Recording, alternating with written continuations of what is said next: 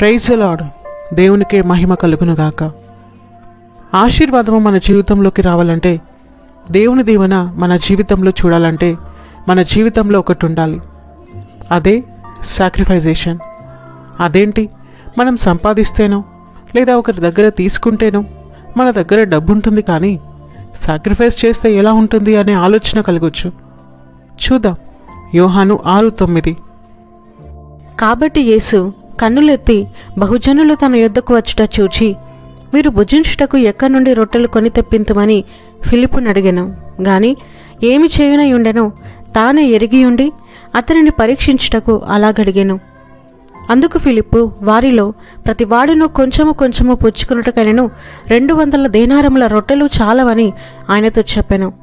ఆయన శిష్యులలో ఒకడు, అనగా సీమోను పేతురు సహోదరుడైన ఆంద్రయ, ఇక్కడ ఉన్న ఒక చిన్నవాని యొద్ద 5 యవల రొట్టెలు 2 చిన్న చేపలు ఉన్నవి గాని ఇంతమందికి ఇవి ఏమాత్రమని ఆయనతో అనగా, యేసు జనులను కూర్చునబెట్టుడని చెప్పెను.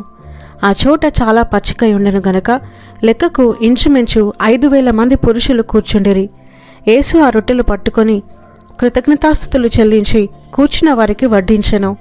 అలాగున చేపలు కూడా వారికిష్టమైనంత మట్టుకు వడ్డించెను. వారు తృప్తిగా తినిన తరువాత ఏమీయూ నష్టపడకుండా మిగిలిన ముక్కలు పోగు చేయడని తన శిష్యులతో చెప్పెను. కాబట్టి వారు భుజించిన తరువాత వారి యొద్ద మిగిలిన 5 యవల రొట్టెలు ముక్కలు పోగు చేసి 12 గంపలు నింపిరి. హల్లెలూయా. దేవునికి అక్కడ ఎంతమంది ఉన్నారో తెలుసు, ఎన్ని చేపలు కావాలో తెలుసు, ఎన్ని రొట్టెలు కావాల్సి ఉంటుందో తెలుసు. అయినా అంతమంది కడుపు నిండా తిన్నాక కూడా ఇంకా 12 గంపల నిండా ఎందుకు నింపించాడు? తన 12 మంది శిష్యుల కోసమా? కాదు. మరి ఎవరి కోసం? ఆ చిన్నవాడి కోసం. ఎప్పటి నుంచో దేవుడు అక్కడ వాక్యం బోధిస్తున్నాడు. అందరూ ఆకలిగా ఉన్నారు. అందులో ఆ చిన్నవాడు కూడా ఆకలితో ఉండి ఉంటాడు. తిందామని అనుకుని ఉంటాడేమో. కానీ అక్కడ శిష్యులు వచ్చి ఉన్న ఆ కాస్త రొట్టెలను చేపలను తీసుకున్నారు. బలవంతంగా తీసుకుని ఉంటారా? లేదు, ఖచ్చితంగా అడిగే తీసుకుని ఉంటారు. ఎందుకంటే అక్కడ జాలి కలిగిన దేవుడున్నాడు కాబట్టి, న్యాయమూర్తి వారి మధ్య ఉన్నాడు కాబట్టి బలవంతంగా తీసుకోలేరు. మరి ఆ చిన్నవాడు ఎలా ఇవ్వగలిగాడు? నా దగ్గర ఇవే ఉన్నాయి, అన్నీ ఇచ్చేస్తే నేనేం తింటాను అని అనుకున్నాడా? లేదు. ఎందుకు? ఆయన వాక్యం వింటున్నప్పుడు వాడిలో కలిగిన మార్పు, దేవుడు తప్పకుండా ఏదో ఒక కార్యం చేస్తాడని నమ్మకంతో ఉన్నదంతా ఇచ్చేశాడు. తరువాత దేవుడు దాన్ని ఆశీర్వదించాడు. కడుపు నిండా తిన్నాడు. అయినా సరే తను చేసిన సాక్రిఫైస్ని బట్టి దేవుడు తనకు 10 వంతుల కంటే ఎక్కువ ఆశీర్వాదాన్ని ఇచ్చాడు. సాక్రిఫైస్ అంటే డబ్బులు ఇవ్వడమే కాదు. సాక్రిఫైస్ అంటే ఒకరికి ఇవ్వడానికి లేదా ఒకరు బాగుండటానికి నిన్ను నువ్వు అణుచుకోవడం. నీ ఇంట్లో వాళ్ళు మారలేదా? వారి కోసం నీ టైంని సాక్రిఫైస్ చేయి. దేవుని సన్నిధిలో ఎక్కువగా గడిపి వాళ్ళ కోసం ప్రార్థించు. ఆహారాన్ని సాక్రిఫైస్ చేయి. ఉపవాసం ఉండి కన్నీళ్లు విడువు, వాళ్ళు దేవునిలో నడిపింపబడాలని. దేవుడు ఒక దగ్గర నిన్ను ఉంచాడు అంటే నీ అవసరం అక్కడ ఉందని అర్థం. నీ దగ్గరున్న దాన్ని వాళ్లకు పంచాలని అర్థం. ఓర్పు సహనం కలిగి ఉండటం, సమయం దొరికినప్పుడల్లా దేవుని గూర్చిన వాక్యాన్ని బోధించడం. వాళ్ళు చిరాకు పడతారు, కోపగించుకుంటారు, కొన్నిసార్లు తిట్టొచ్చు కూడా. అప్పుడు నీ సెల్ఫ్ రెస్పెక్ట్ని సాక్రిఫైస్ చేయాలి. దేవుడు తన సెల్ఫ్ రెస్పెక్ట్ని పోగొట్టుకున్నాడు. ఎలా? సిలువలో తన బట్టలని తీసేశారు, ఎగతాళిగా మాట్లాడారు.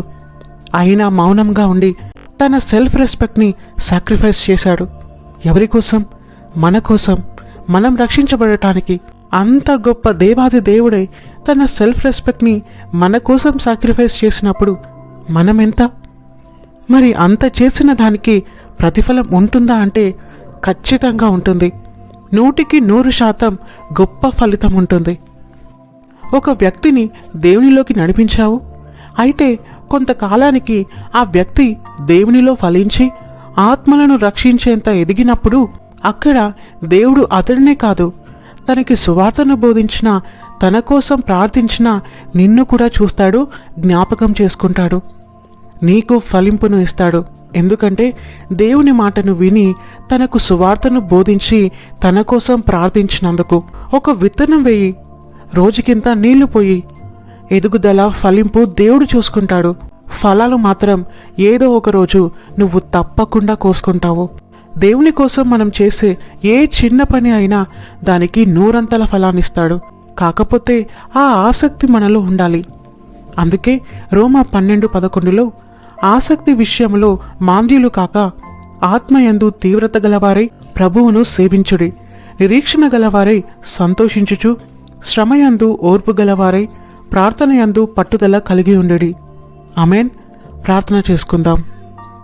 దేవుడు ఈరోజు నాతోనే మాట్లాడాడు. అవునాంటీ, ఈరోజు దేవుడు నాతో కూడా మాట్లాడాడు. సరే ఆంటీ, ఇంక నేను వెళ్తాను. మేరీ, ఇంకో 2 రోజుల్లో జెస్సీ బర్త్డే ఉంది. నువ్వు ఖచ్చితంగా ఇంటికి రావాలి, సరేనా? ఏమంటే పార్టీ ఉందా? అదేం లేదమ్మా, ఇంట్లో ఇష్టమైనవి వండుకొని తినటమే. అది వాళ్ళ ఫ్రెండ్స్తో తిరిగి నైట్ ఎప్పటికో వస్తుంది. తన పుట్టినరోజు నాడు ప్రేయర్ పెట్టిద్దామని నాకు చాలా ఆశగా ఉంటుంది. కానీ తనే ఇంట్లో ఉండదు. తను లేకుండా వాళ్ళని పిలిస్తే బాగోదని పిలవను. అవునా? సరేలే, నీకేమిష్టమో చెప్పమ్మా, అవి కూడా చేస్తాను. ఇదే ఇష్టమని పర్టికులర్గా ఏం లేదా ఆంటీ.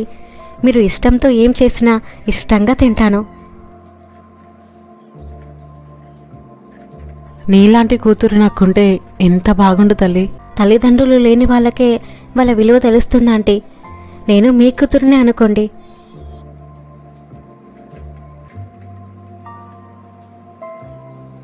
సరే ఆంటీ, నేను వెళ్తాను. మా ఆంటీ నా కోసం వెయిట్ చేస్తుంటుంది. సరే తల్లి, జాగ్రత్తగా వెళ్ళు. దేవా, ఎందుకోసం నాకు ఇక్కడ జాబ్ ఇప్పించావో, ఎందుకోసం నా స్థావరాన్ని మార్చావో నాకు ఇప్పుడు అర్థమైంది. నా అవసరం ఇక్కడుందని, అలాగే నేను అనేక విషయాలు తెలుసుకోవాలని నన్ను ఇక్కడికి తీసుకొచ్చావు. దేవా, నువ్వెలా నడిపించాలని అనుకుంటే నన్ను అలా నడిపించండి. తండ్రి, నీ చేతిలోని ఒక రొట్టె వల్ల నేనున్నాను. ఎంతమందికి పంచాలని అనుకుంటున్నావో అంతమందికి పంచండి. ఎంతమందికి నేను సువార్తను బోధించాలని అనుకుంటున్నావో అన్ని దిక్కులకు నన్ను పంపండి. నేను సిద్ధంగా ఉన్నాను. ఆమేన్. జెస్సీ, ఇంకో 2 డేస్లో నీ బర్త్డే వస్తుంది కదా, పార్టీ ఎక్కడిస్తున్నావు? మీ ఇష్టం, ఎక్కడికంటే అక్కడికి వెళ్దాం. గోవా వెళ్దామా? Full enjoyment. గోవానా? లాస్ట్ టైం కూడా అక్కడికే కదా వెళ్ళాం. ఈసారి ఏదైనా పీస్ఫుల్ ప్లేస్కి వెళ్దాం. అయితే కేరళ వెళ్దామా? అక్కడ వాతావరణం కూడా చాలా బాగుంటుంది. అక్కడికి వెళ్దాం. మేరీ, నువ్వు కూడా వస్తున్నావు కదా? వస్తాను.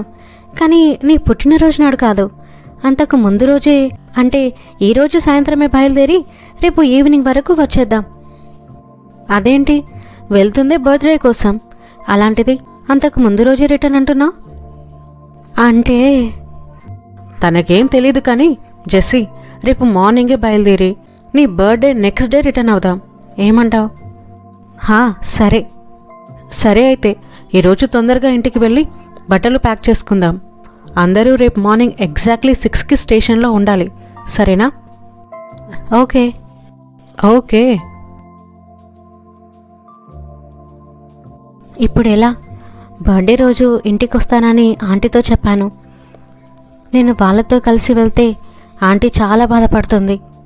ఇప్పుడు ఎలా? ఏం చేయాలి? సరేలే, వాళ్ళతో నేను వెళ్ళను, ఆంటీ దగ్గరికి వెళ్తాను. కనీసం నన్ను బట్టైనా తను ఆ రోజు సంతోషంగా ఉంటుంది. వాళ్ళకు కాల్ చేస్తాను. వద్దులే, కాల్ చేస్తే ఏదో ఒకటి చెప్పి రమ్మని చెప్తారు. చెప్పకుండా సడన్గా రేపు రాననే చెప్తాను. నిద్ర వస్తుంది, పడుకుంటాను. మేరీ, నువ్వు జెస్సీతో పాటు వెళ్ళు. మేరీ, నువ్వు జెస్సీతో పాటు వెళ్ళు. ఏంటిది? జెస్సీతో పాటు వెళ్ళు అని ఎవరో చెప్తున్నట్టుగా అనిపించింది. కానీ జెస్సీతో పాటు వెళ్ళాలా? ఇది నిజంగా దేవుడే నాతో మాట్లాడా? ఎందుకంటే పాప మా ఆంటీ బాధలో ఉంటే తన దగ్గర ఉండకుండా ఇలా ఎంజాయ్ చేయడానికి వెళ్ళడం ఏంటి? ఏంటి, టైం 5 అవుతుందా? ఇందాకే కదా పడుకుంది, అప్పుడే తెల్లారిందా? జెస్సీ కాల్ చేస్తుంది. ఇప్పుడు ఏమని చెప్పాలి? వస్తానా రానన్నా? కానీ కలలో అయితే వెళ్ళమనే పడింది. సరేలే, వెళ్తాను. ఆంటీకి తర్వాత సారీ చెప్తాను. హలో, జెస్సీ, రెడీ అవుతున్నాను. ఒక హాఫ్ అన్ అవర్ అంతే. సరే సరే, 6 వరకు ఉంటాను. అది కాదు జెస్సీ, పుట్టినరోజు అయినా మాతో ఉండొచ్చు కదా. అమ్మా, నీకు ఆల్రెడీ చెప్పాను, బర్త్డే రోజైనా నేను మనశ్శాంతిగా ఉంటాను అని. ఇంట్లో ఉంటే అది చెయ్యి, ఇది చెయ్యి, అక్కడికి రా, ఇక్కడికి రా, ఇక్కడికి వెళ్దామని నా తల తింటావు. అందుకే నేను మా ఫ్రెండ్స్తో బయటికి వెళ్తున్నాను. ఎల్లుండి రిటర్న్ అవుతాం. అది కాదమ్మా. నేను వెళ్తున్నాను, బాయ్. అందరూ వచ్చేసినట్టేనా? అందరం వచ్చేసాం. మేరీ వాళ్ళు ఎక్కడా? అదిగో అక్కడ కూర్చున్నారిద్దరు. సరే, నెక్స్ట్ మన ట్రైనే అంట. బ్యాగ్స్ తీసుకొని రెడీగా ఉండండి.